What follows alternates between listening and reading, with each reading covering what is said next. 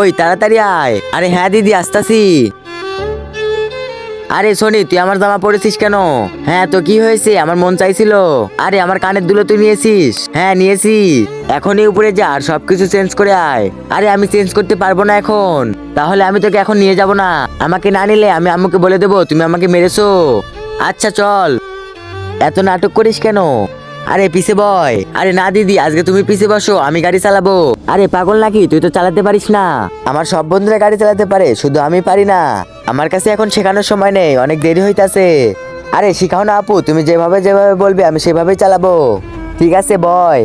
প্রথমে কি করব? প্রথমে চাবি ঘুরা, এখন স্ট্যান্ড তোল, এখন ব্রেক ধর এবং স্পিড দে।